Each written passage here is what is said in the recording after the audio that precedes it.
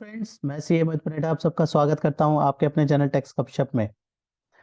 CBDT द्वारा एक press release issue करी गई 13 मार्च 2023 को। जो प्रेस रिलीज बात करती थी ई वेरिफिकेशन स्कीम के बारे में। जैसे कि हम सब जानते हैं, पहले फॉर्म 26AS हुआ करता था, उसका अपर वर्जन AIS प्रोवाइड कराया गया। उसमें काफ़ी सारी इंफॉर्मेशन जो है एसएससीज को मिल जाती हैं। अब अगर बात करें अपडेटेड रिटर्न का, फाइनेंशियल ईयर 1920 जो कि असेसमेंट ईयर 2021 है, उसका भी लास्ट टाइम है बिल्कुल, राइट। कुछ ही दिन उसके शेष बचे हैं। इसके रिगार्डिंग जो है प्रेस रिलीज सीबीडीटी ने इशू करी और फाइनेंशियल ईयर 1920 के रिगार्डिंग कुछ केसेस उसमें देखे गए। अराउंड 68,000 केसेस को इवेल्युएट किया। आइए मैं आपको उस प्रेस रिलीज में लेके चलता हूं और देखते हैं कि सीबीडीटी इस प्रेस रिलीज में बेसिकली एट लास्ट क्या कंक्लूजन ड्रॉ करती है और क्या यहाँ पे हमारा निष्कर्ष निकलता है इसका। ये प्रेस रिलीज जो है, हमने बात करी कि प्रेस रिलीज ये 13 मार्च 2023 को इशू करी गई, राइट, सीबीडीटी द्वारा, जो कि बेसिकली ई वेरिफिकेशन स्कीम के बारे में बात कर रही है।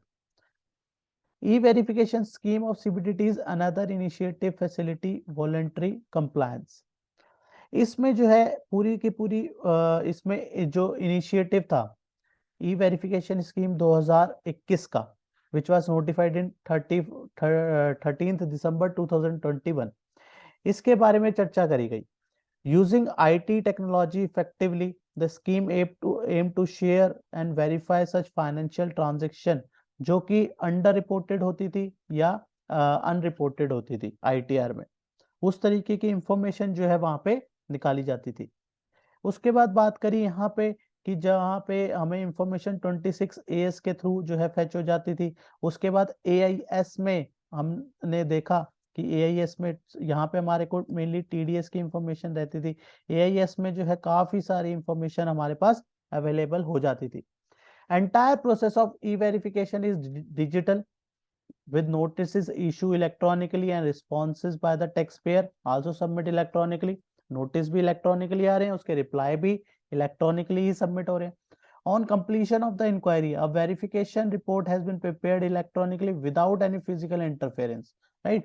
Physical interference में बिल्कुल खत्म हो गया एक तरीके से।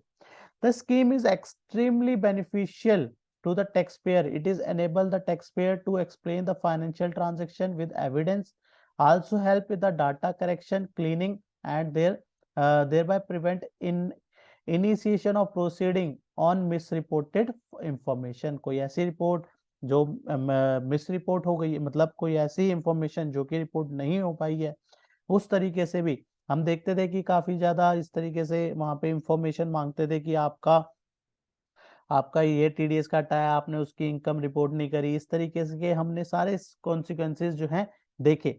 और यहाँ पे जो है इसमें ये भी बात करा गया कि अपडेटेड रिटर्न जो कि हमने देखा यहाँ पे क्या था, e verification scheme makes taxpayer aware of the risk, indulge him towards the voluntary compliance by providing an opportunity to the taxpayer to update return। यहाँ पे अपडेटेड रिटर्न की भी फैसिलिटी हमने देखा सेक्शन 139 कौन से में रहती थी हमारी 139(8)(a) में, राइट। तो वो हमें फैसिलिटी भी यहाँ पे प्रोवाइड करी गई।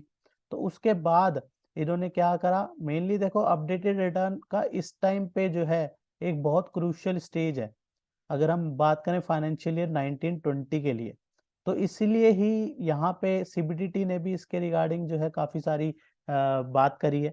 और इवन उन्होंने पायलट बेसिस पे जो है बात करें तो फाइनेंशियल ईयर 1920 के लिए अराउंड 68,000 जो है cases information of the financial transaction जो कि 19-20 से रिलेटेड थे has been taken up for the e verification, जहां पे around 35,000 cases remaining and are under verification. क्योंकि ये जो फाइनेंशियल ईयर 1920 का जो टाइम है ना, उसके बाद फिर वो खत्म हो जाएगा। इसलिए जो ई वेरिफिकेशन स्कीम का टारगेटेड फाइनेंशियल ईयर भी यहाँ पे इस टाइम पे फाइनेंशियल ईयर 1920 था। और यहाँ पे बताया भी गया पायलट बेसिस पे जो है 68,000 केसेस जो है इसके लिए ई वेरिफिकेशन के लिए रखे गए। उसमें कितने बताए, 35,000 केसेस जो है अप्रोक्सीमेटली जो है रिमेनिंग एंड अंडर वेरिफिकेशन है। As the scheme has provided an opportunity for the taxpayer to accept the mismatch। वहां पे आता था ना कि आपका ये इनकम जो है AIS के थ्रू वो बता देता था कि ये वाली इनकम आपने रिपोर्ट नहीं करी, ये वो, उसका फिर रिप्लाई करते थे अकॉर्डिंगली।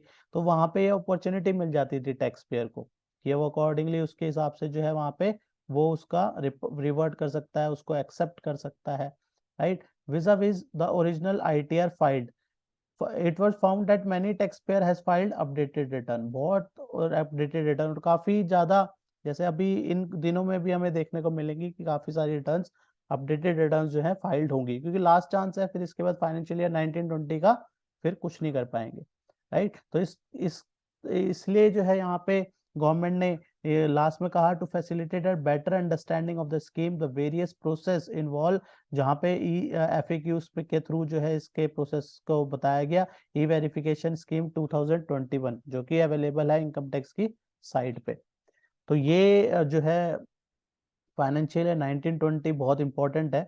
अगर किसी कारणवश किसी की भी ITR इस फाइनेंशियल की रह गई है, आप प्लीज अपडेटेड रिटर्न इसकी भर लीजिए, क्योंकि 31 मार्च 2023 के बाद जो है ये हमारा टाइम निकल जाएगा और कुछ ही दिन रह गए हैं। तो इसलिए ये बहुत ज्यादा जरूरी है, इसलिए प्रेस रिलीज में भी इसको बारे में जो है इसको इस फाइनेंशियल ईयर 1920 को जो है मेनली देखा गया, राइट। तो इसी के साथ आज की डिस्कशन को क्लोज करते हैं, मिलते हैं नेक्स्ट वीडियो में नेक्स्ट टॉपिक के साथ। टिल देन बाय बाय, जय हिंद जय भारत। होप आपको ये इन्फॉर्मेशन पसंद आई होगी, तो इसे लाइक कीजिए, शेयर कीजिए। रेगुलर अपडेट्स के लिए आप हमारे चैनल को सब्सक्राइब करें, नोटिफिकेशन बेल आइकन को प्रेस करना ना भूलें, ताकि जैसे ही नया अपडेट डालें आपको वो इमीडिएटली मिल जाए। Thanks for watching.